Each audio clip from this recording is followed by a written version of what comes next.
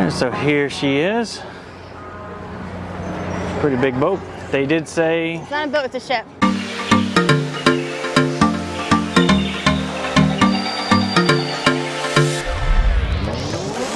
Hey guys, welcome back to Freshman Weekly's YouTube channel. Today we are in downtown Tampa and we are going to go explore the American Victory. It's a World War II merchant marine vessel that's parked right here in the heart of downtown. And it's super exciting, so we're gonna go check it out. So stick around and let's go. Hi guys, so like Lewis said, we are here in downtown Tampa today. We're super excited. We've actually been on the American, oh here we go, now I'm in the shot. We've actually been on the American Victory before we had the channel. So we found tickets on Groupon for pretty affordable. I'll put the price here. I'll tell you how much we paid per ticket on Groupon. Not sponsored by Groupon, but we find pretty good deals on there. So, yeah, let's go check it out. All right, so the American Victory is currently here at Sparkman's Wharf, but normally it's on the other side of the aquarium. So really only about 2 blocks away from where it typically is. But just if you come to visit in the future, it's probably going to be back in its normal spot, which is on the other side of the aquarium. Makes a really nice day trip if you come downtown because you can go visit the American Victory as well as the Florida Aquarium, which we've done a video on that, so check that out below. But the Florida Aquarium is a great spot to check out too. And so here she is. Pretty big boat. They did say... It's not a boat, it's a ship. When we were on one of our cruises, the cruise director said the difference between a boat and a ship is a ship has a captain, a boat has a frustrated husband. So they did say too that the American Victory is one of only a handful of merchant marine vessels, World War II merchant marine vessels. Four, yeah. I guess in the world that are still operational. This thing still does float. And you actually can rent it out for different events, you know, on a wedding reception or whatever you want to do. So that would be pretty neat. Also, it's looking like the paint job on it was recently refreshed. It looks fairly new compared to last time we were here. They call this style bedazzling. And it was used in World War I, World War II era. What it does is it masks the ship distance and direction to make it harder to hit with artillery guns. However, basically around the time of World War II, when they started developing radar, it made this whole thing obsolete, and that's why they stopped painting ships this way.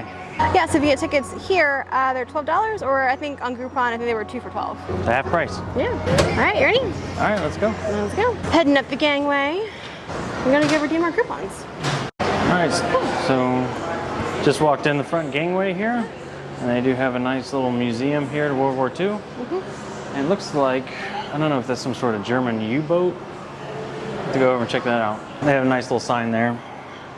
There's some information about the ship itself. So it was built in 1945, constructed in exactly 55 days, rushed for the response in World War II.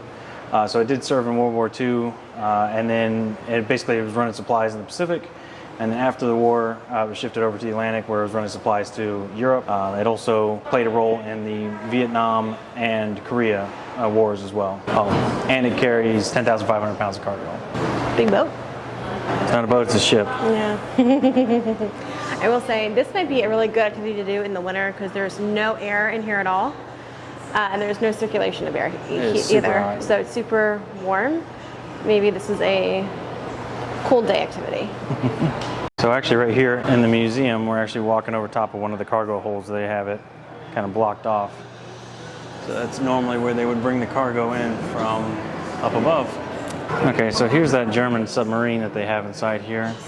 You can see they actually, on the thing here, they actually refer to it as a midget sub. But you can see its size comparison here to one of the typical German U-boats. So the sign basically says that the midget subs were used in more clandestine operations where smaller subs needed to go undetected. They could more easily fit through minefields and avoid depth charges. It also says that the German army had initially intended to build 1,000 of these. This is one of 285 that were completed by war's end. Oh wow, you do get to see inside of it. It's not very big at all. I mean, it's only got 2 chairs. I mean, obviously we're missing the front here, but I don't know how many.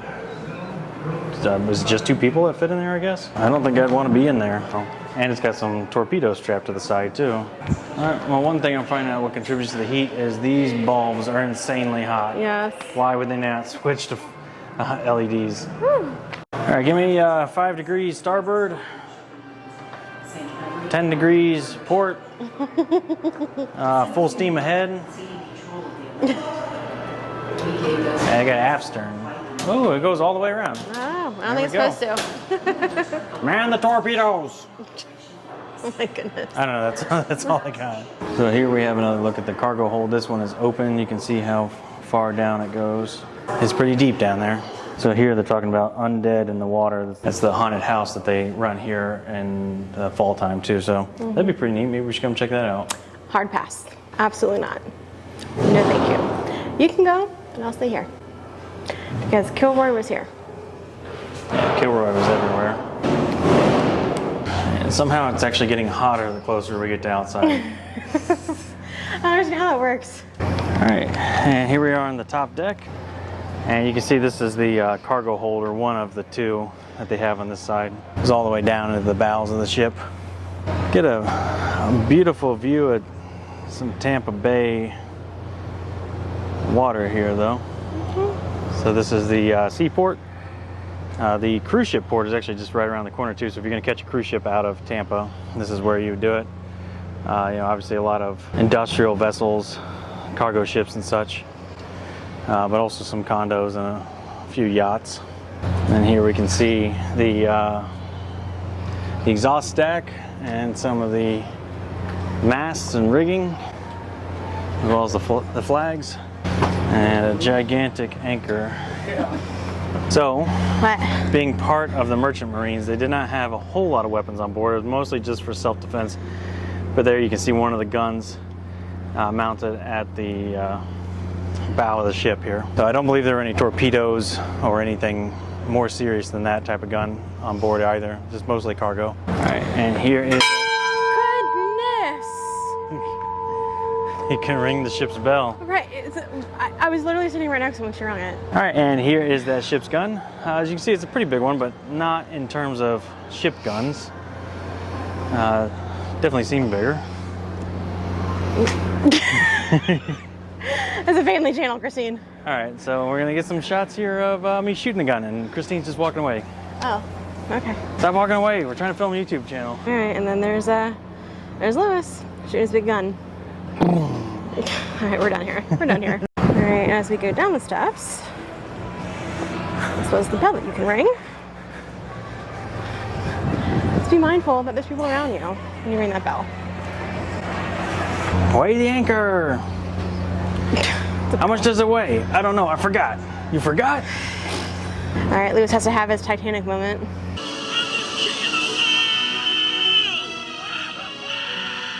And my heart will go on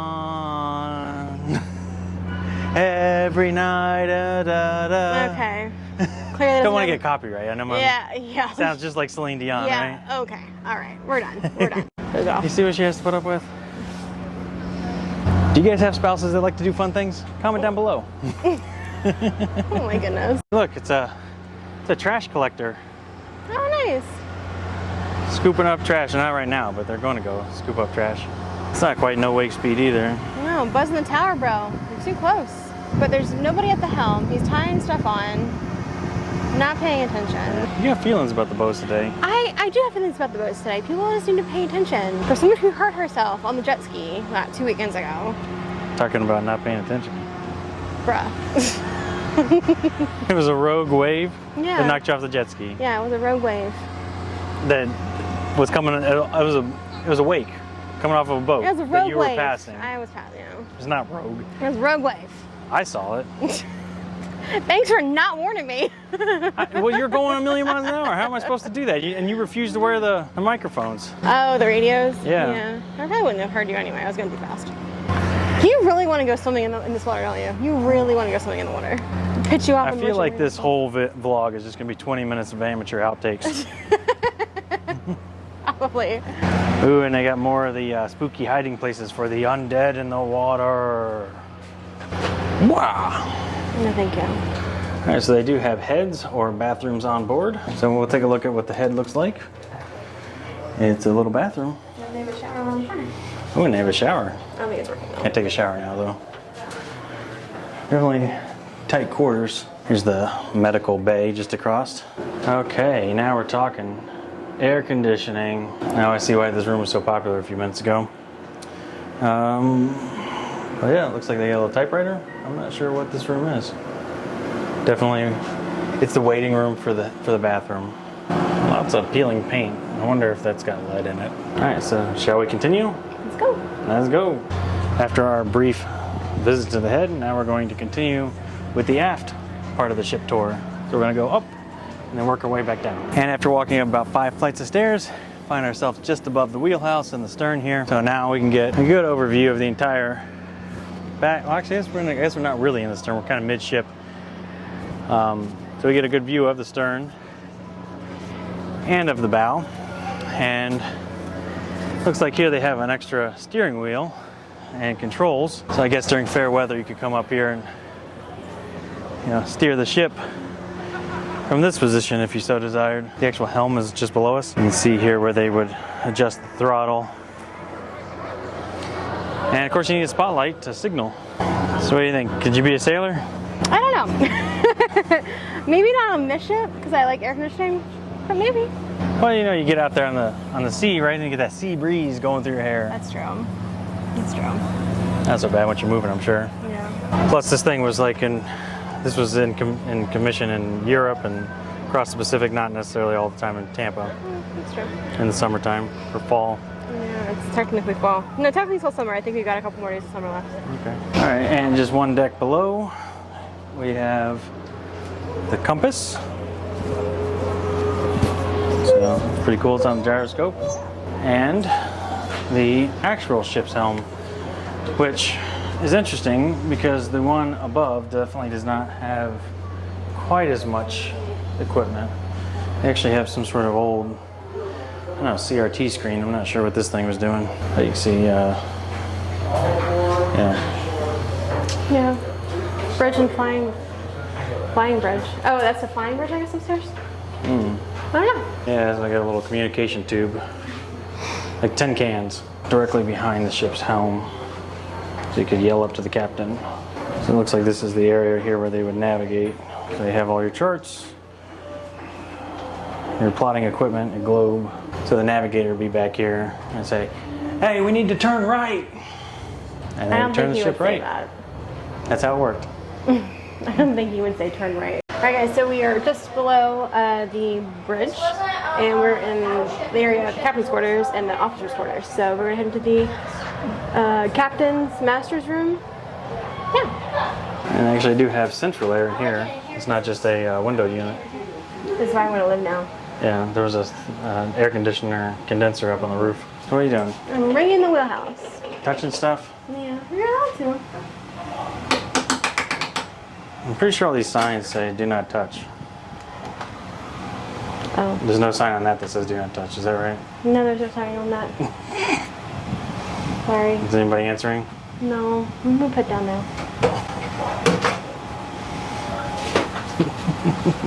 Alright, so now we're gonna turn down this hallway. I think we have some other officer quarters. Junior, third mate, and assistant to the third mate. Okay. So if you're a third mate, this is where your room looks like. Alright, we'll keep on going down the hallway. What else we got? Third mate, safety officer, inspects equipment to ensure all is safe and operational, often training officer. Okay. So third mate, basically same as first mate, just got a couple extra steps. Yeah. Alright, and then we have access to the rear of the ship. This is not normally where this ship is docked. We're actually at Sparkman's Wharf today, which is really cool because there's a couple of restaurants, a little bit like cool, fun things to hang out. The aquarium is right next door. I guess it's basically the cruise ship terminal and then the aquarium. And then on the other side of that's typically where this is docked. So probably not even a quarter mile from where it usually is. So we've got one more hallway to walk down on this deck. I'm sure it's probably more just the same. Oh, we got more jet skiers out there. Pontoon boat ripping through. I'm not sure this is no wake because I mean nobody is. I thought this was a whole no wake zone the entire way through here. I mean you would think so. I would think so, but what do I know? Yeah, but everybody's just ripping through here. And down this hallway, I think we just have more officers' quarters. This is the gyro room. I guess it's gyro compass. Yeah. Oh, so it's a bigger compass than what we had out on the out on the other floor. Okay, and Vanna White is showing us the shower. When bell rings, go to your station. Oh, it's a safety bell. Takes me back to my elementary school days. Yeah. You can't touch anything because this is regulated by the U.S. Coast Guard. This is the radio room. Okay, so if we want to tune in Madagascar, I know where to go. And this is the radio operator's room. Okay, so we're allowed in this room. So radio operator. So the radio operator was installed following World War II. Okay. Oh, sorry, it was the radio operator and then it was the radar operator. So you had radio first, then radar. So first in this room you had the radio operator, then the radar operator, following World War II. Captain. Okay. And so next to the captain's room, we also have the chief officer's room, not the chief officer's room. All right, being chief officer has its perks. You get a sink. Yeah, filing cabinets. Typewriter. A mirror.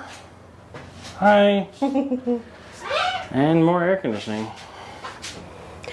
I mean, is that a requirement to be a merchant marine? You can't be over like 5 foot, because I'm 5'4" and that bed looks like my feet would hang off the bed. This was built in 1945. People were shorter back then. Oh, fair. Okay. All right, so now we're going down to the next floor down. Down to the next floor down. I don't know what the next floor is. But apparently we can't go this way because it's crew only. So we're gonna take a lap. All right, take a lap. All right, and we have determined that these lifeboats will not save your life. I would not count on it. Okay, so it looks like this whole floor is boat deck cabins and it's closed to public. So nothing to see here, people. Move along. But yeah, I mean, I really would not want to be in this lifeboat. You see right through it. It's called a sink boat. Yeah, it's called a death boat. Tetanus shot? Tetanus shot, what you're gonna need. All right, and one floor down, we again find ourselves on the main deck with looks like 2 more cargo bays here in the rear of the boat.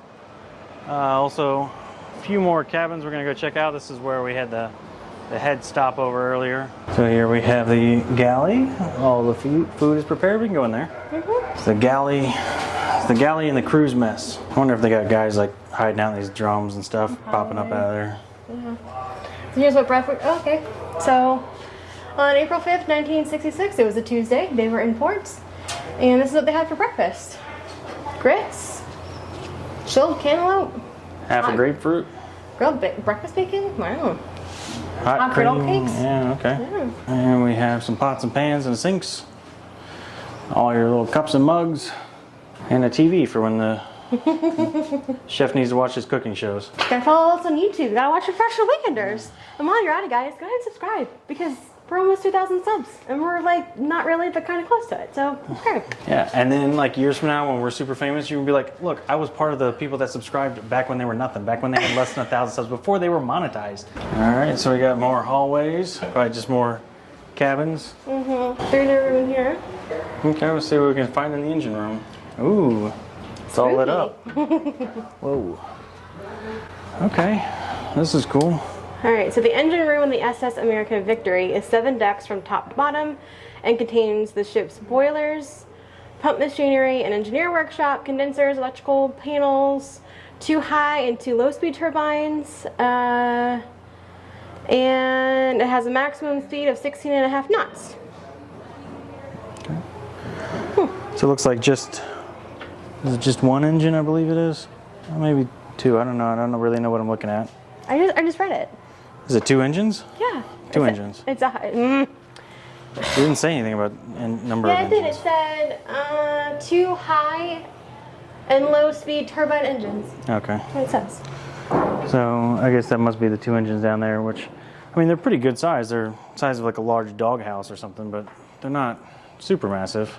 Well, they're definitely not setting any water speed records at 16.5 knots. Is that a do not touch? Or? No, I'm allowed to touch. Well, there's no sign, but I think I'm allowed to touch this. All right. And so we're bringing ourselves some fresh plastic food. And for some reason, a light. I guess that's part of the horror nights. Oh, yeah, the scary things. So they're like, ooh, sale on fruit. Red light special. Now, I do remember last time we were here, actually, that down in the very cargo hold, they had like extra hammocks set up too. So like extra sailors were down there, and like, you know, I guess if you're real new. Well, maybe they were mad at their roommate, and instead of murdering someone, throwing off the ship, it's like, oh, I'm going to sleep in a basement. True story. Yeah. Not saying that's ever happened to us or anything, but we don't have a basement anymore. But only time we did. I'm gonna say bosun, maybe BOS apostrophe N, bosun, bosun, highest ranked seaman in the deck department, working under the first mate. Do you want to be the highest ranked seaman? No, I'm the captain. All right, so there's the heads where we started the tour. So I think we're gonna go out and go back down one more floor. All right, so now we're back over by the heads. And we're gonna check out this hallway. So this is the nice little waiting room. Nurse's room, right? The ship's hospital for the firemen. And here's the chaplain's quarters. So they got 2 beds, but it's a larger room. And that looks like it for this one. So now we're gonna go out and go down. And they got these little steps, but it's a very low. So if you're tall like me, you're probably better off just skipping the steps, stepping over them. But if you're like me, use all the steps. I would smash my head. Yeah. All right, so we actually just went straight down the main deck, down to the stern. And it looks like there's a couple more guns up here we're gonna go check out. So we're gonna go up one flight, see all the guns. Always got a CYA. So that's why they put the big guns in the rear. All right, so, I mean, this is a pretty good sized gun, but again, not super huge for a ship. Looks like they just got that one and then this one here. I wonder if they had, at one point, had a separate gun over here. Looks like there was an area for one. I'm gonna go up here and take a look. I think that's where they would keep the ammunition or maybe the spent shells. Up here you get your sight scopes. And then that big old gun. So right, now we're back down on the main deck. We found the Christine. She did not want to come see the guns. No. I was hoping to see a dolphin. I don't think this is where dolphins are really gonna hang out. It's kind of polluted. That's a big winch. I was about to punch you. I was like, seriously, dude, not realizing I was walking past literally a winch. So this is what we needed on the jet ski. Alright, so as we keep going down here, you got 6 men stacked on top of each other on a cot. So that air conditioner room we were just in is the Naval Armed Guards quarters. So apparently these are the guys that kept that shot the guns.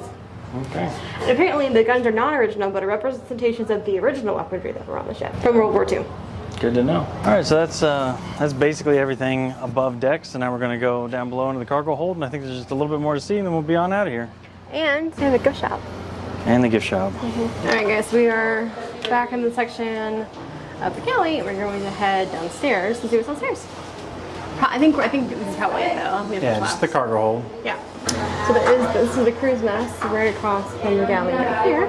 So there's like a table and everything in there, and then this is the exit. I go down. So the stairs are just super steep, and for somebody who doesn't want to fall down the steps,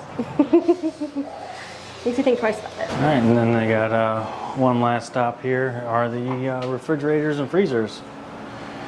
And that is where the pulley system goes, I guess, up to the galley. So. Okay. All right, guys, so if you're interested, they have beverages here. There's the prices. And they have t-shirts for $25. Kind of like that one. That's kind of like that one. That's kind of cool too. It's $25. All right, guys, so here's your pro tips for the USS Victory. I'd say number 1 is be sure to check Groupon because you can get tickets half price. Pro tip number 2 is there are a number of low-hanging objects and low ceilings. So if you're a tall guy, make sure you're checking and don't hit your head on anything as you go through the doors. And pro tip number 3 is definitely consider the time of year which you come. Because if you come during Halloween time, like now, they're going to have a little bit extra props set up, and you're probably not going to get to see the entire ship. Like there's a few things that we missed out on, but not too much. I don't think it really hampered the experience too much, but more so it's insanely hot out here. So this definitely would be something better to do in the wintertime when it's a little bit cooler. So that's going to do it for us today. Remember, like, share, comment, subscribe. Do you have any cool retired Navy ships in your city? Because if so, we'd love to hear about them. Let us know which ones are in your city, which ones you have checked out in the comments below. And with that being said, we're out here, so we'll see you next weekend.